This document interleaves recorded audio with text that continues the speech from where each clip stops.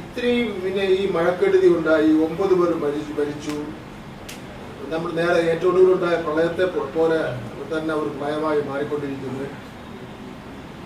അങ്ങനെ ജനം മുഴുവൻ പകച്ചു നിൽക്കുമ്പോൾ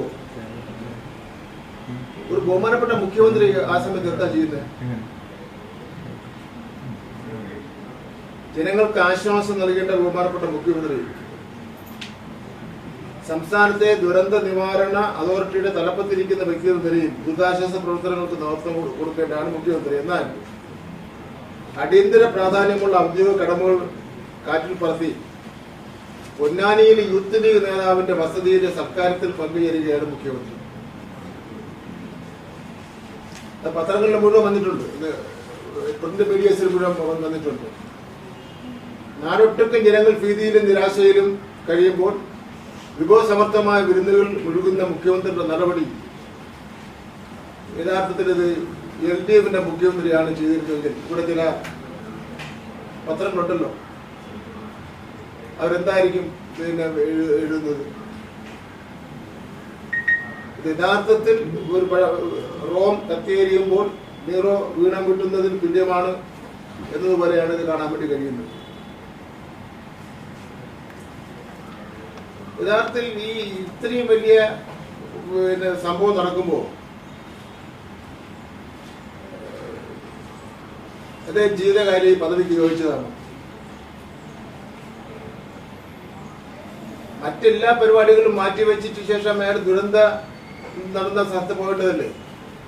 ചിക്കനും മട്ടനും അതുപോലുള്ള വിഭവസമൃദ്ധമായ കാര്യങ്ങളാണോ പ്രാധാന്യം കൊടുക്കേണ്ടത്?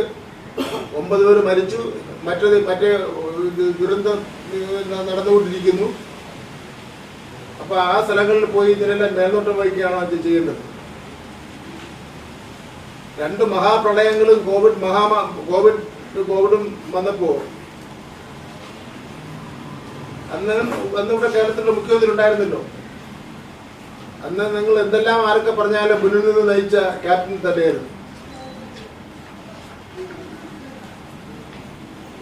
ഇച്ഛാശക്തിയോടുകൂടി ഭരണം നടത്തുവാൻ ശ്രീ VD സതീശൻ പിണറായി വിജയനെ മാതൃകയാക്കാൻ തയ്യാറാവണമെന്നാണ് എനിക്ക് പറയാനുള്ളത്.